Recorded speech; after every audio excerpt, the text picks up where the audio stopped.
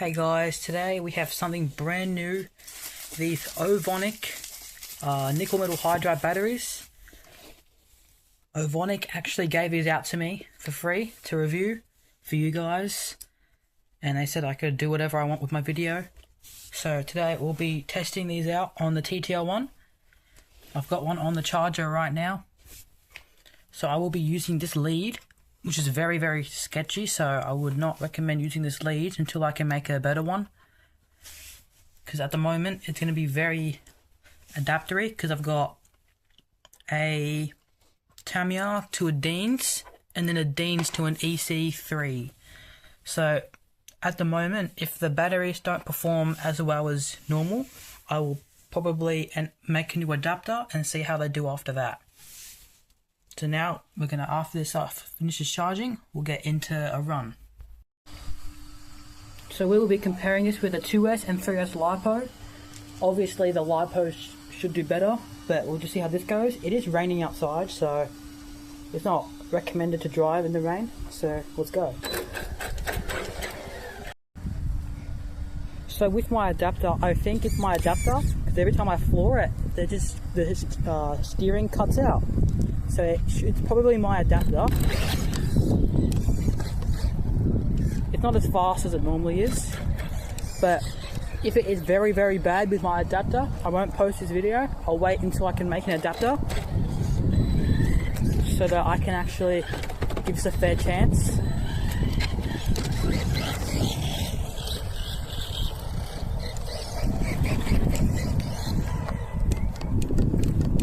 Yeah. It's not liking it very much. It could be also the cold weather. So I'll give it some time. I'll do it outside of the rain.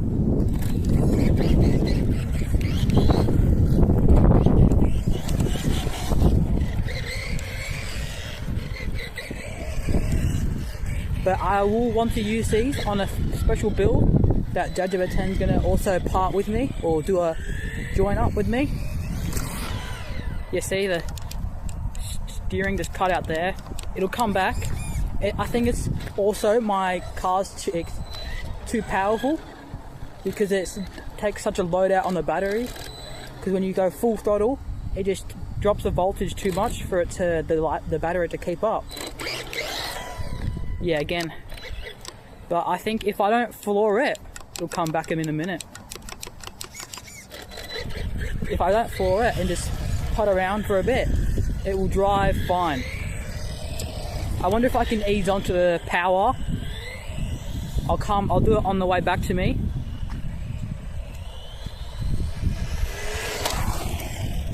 Yeah, so it seems like it'll hold full throttle for a bit, but if you just go straight onto the punch, it'll cut out. So that's probably due to my high gearing as well. So there's three reasons: my adapter, the high gearing, and the weather is very cold. Yeah, just cut out again. But this is not the battery's fault. This is most of this is my fault. So I'll do a part 2. Maybe I'll find out how I go. If there's some nice weather in the next few weeks, I'll wait. And if I can find a good adapter to make.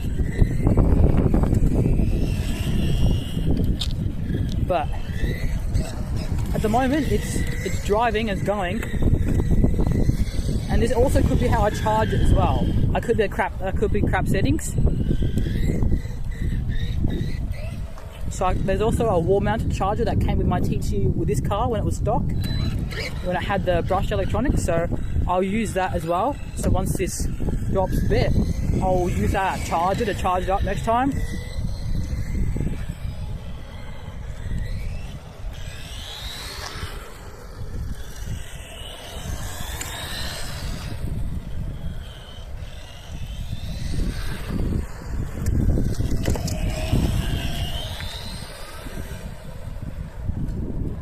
So I can go full, and there is steering involved in this.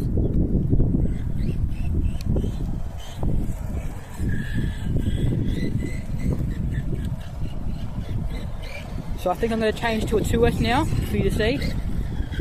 So we'll do a full I'll ease onto it so I can steer in case I steer off.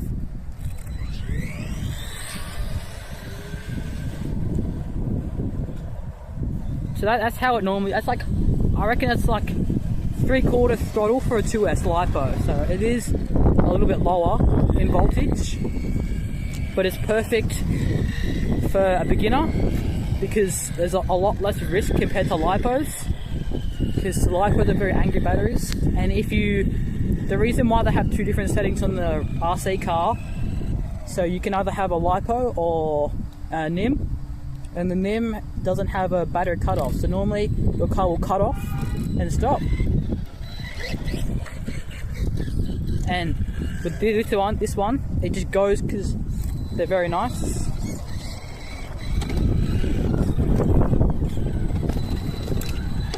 So now we're going to change over to a 2S and then 3S. 2S lipo in. I'll show you how to change from lipo to NIM on the ESC, or nickel metal hydride. I'll show you how to program that on the Spectrum firmer ESC. But already there's a lot more punch in it.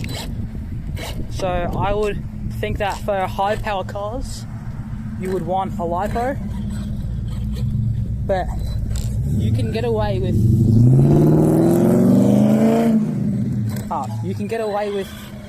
a NIM for first time RCers, and it's just a bit more simple, like because that lipo there is holding the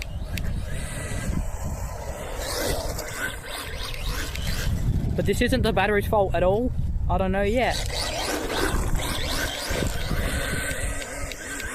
Alright, well there's a big difference between those two batteries.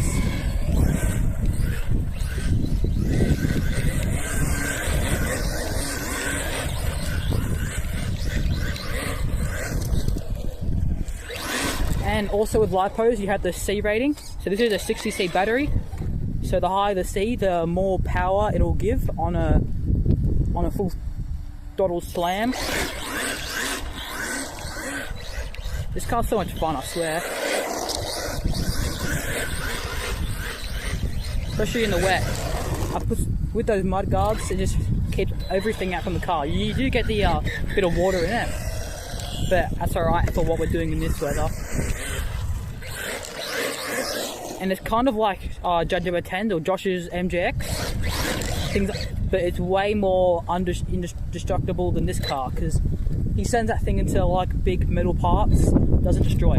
I did send it into that hole right there, and I lost a dog bone, but it didn't break much of the house. It just popped out. So it's a lot more rainier out here, and these lipos seem to do fine in the rain, the cold weather, because here in Victoria it's always cold weather.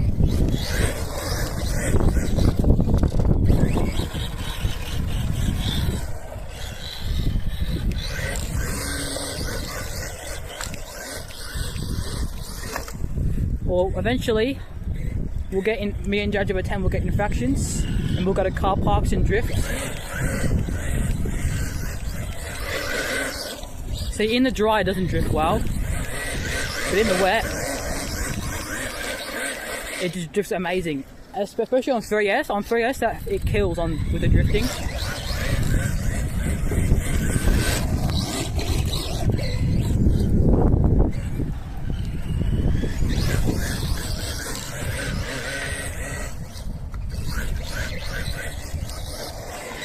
I'll have another video with the light kit coming out, because it's got a magnetic wireless body kit.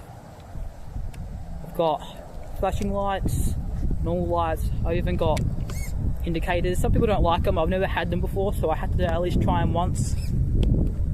People say they're annoying. I don't find them that annoying. I don't really pay attention to them much. I've got hazards, and then brake lights. The remote also gives you the ability for reverse lights, but I didn't want reverse lights.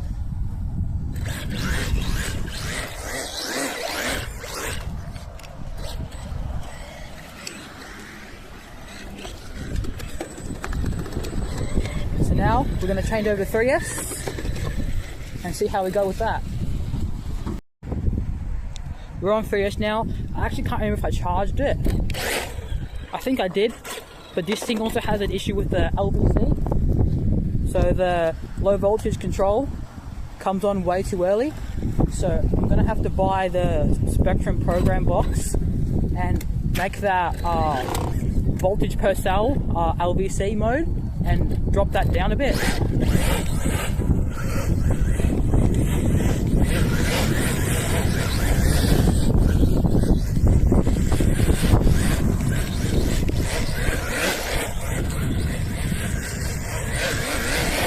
And the annoying thing was I got these batteries today, and yesterday was absolutely perfectly dry. That car's way more lively now.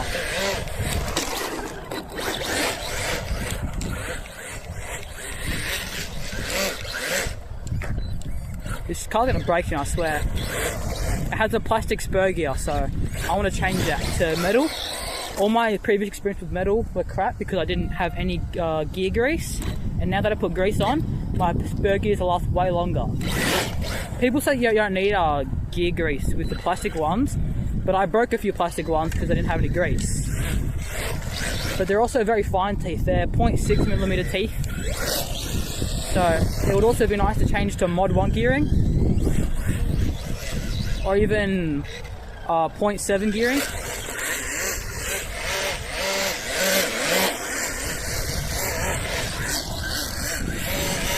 That does not sound very healthy. But I also have a custom drive shaft that isn't very well balanced that I made a few years ago. Because when I had the original plastic one on my old brushless combo, it would start making very non-good noises and I would lose tons of power.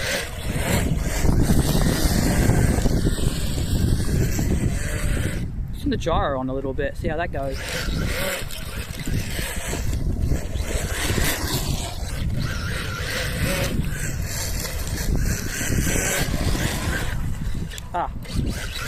I do want the Spectrum GX3 because the AVC on that is apparently very, very good.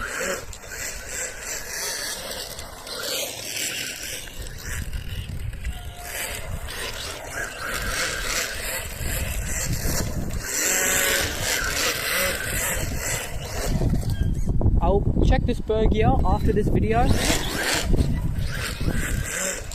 I think I've looked at the weather and it's supposed to be crap for a while. So I'll do an update video. I'll order some new adapters.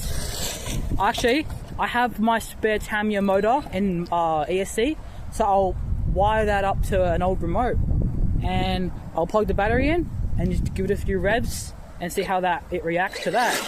Because that thing had a Tamiya plug on it. This is a EC3 to a Deans to a Tamiya plug. Or not right now, this is Deans to Dean, that's why it's very nice.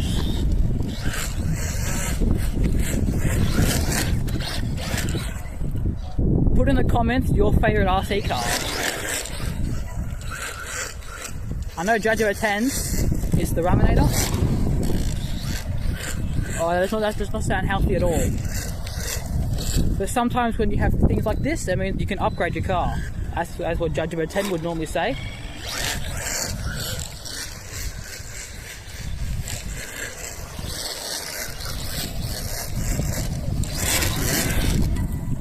And I'm crazy looking forward to Jaguar A.T.S or Josh's drift car build. He's brushless, centered brushless. Should be a crazy drift car, and it should be nice to versus mine as well. Even though my drift car is very, very not good at the moment. Oh, that's not healthy at all.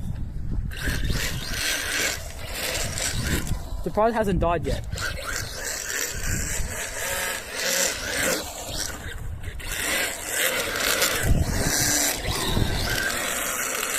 I'm actually surprised the spur gear hasn't carked it yet, because I've done a few.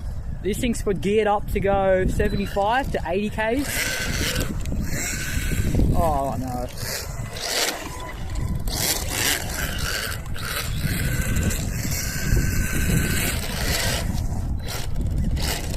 Oh, that's not good at all.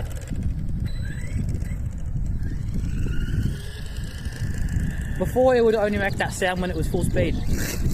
I'll give it a little test on 2S after the video and see if it's just 3S. Oh, actually, it's even more worse now.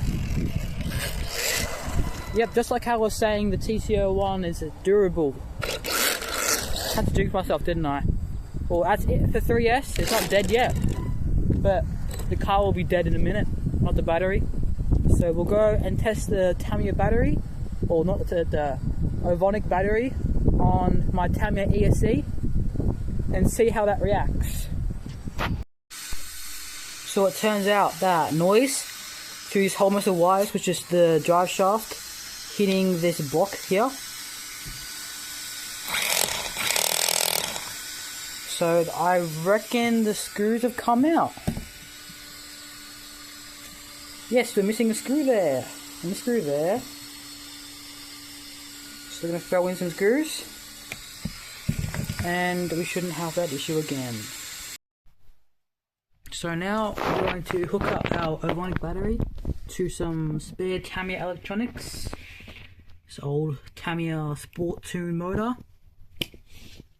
Oop, came unplugged.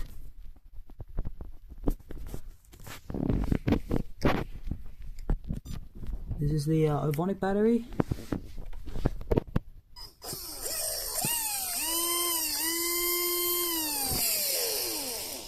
So alright, now I'll try it with my old nickel metal hydride battery. It's probably gone bad because I've had it for at least 5 years, 6 years, 7. It's very old. But you heard that. That was pretty good. Now we'll try this one. These are both 6-cell NIMH.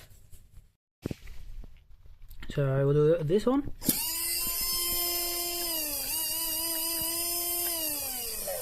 They sound kind of the same, but I guess the battery is a battery, and these nickel metal hydrides are pretty indestructible. That's why these are the best batteries for a beginner RCer with a low powered car, because that was the issue with the nickel metal hydrides, is that these weren't powerful enough, so they brought out lipos. So hopefully they might bring out better technology for the nickel metal hydrides, but I guess you may as well just have a lipo at that point. But the thing is, this is simple, less dangerous, and I would assume, I'm pretty sure this is cheaper as well to make. So it's the best battery for beginners. And if you do have a bit of experience, go with a lipo. I've got a few lipos. So this one's a 5200, as you can see. It's 7.2 volts. Here's all the specs. I don't know what this means. If you know, tell me in the comments. That's watts, volts. But all in all, it's a very nicely done battery. And it should perform well. I'll have to build some things to test this with and get some use out of this battery. This is just opinions and not really a review, because I just got it today and I was excited. So on a proper day we'll review it properly. I might even drop this into my drift car. Yeah, I might just drop this into my drift car and see how that goes with this battery. And if it's good, I might even have it as a permanent use case for that drift car. Thank you for watching. OVONIC has actually given us a code. I think it'll be right here and in the comments or the description. And all of you can get 8% off their batteries. So I would recommend checking them out. They're very, very cheap compared to everyone else. And sometimes very cheap is no good. But from the looks of this battery, they look like a very nice brand. So I would recommend checking them out. They also make drone batteries and RC boat batteries. So if you're also interested in watching more of my content, there's some videos here. Thank you for watching. Like and subscribe, and wait to see more.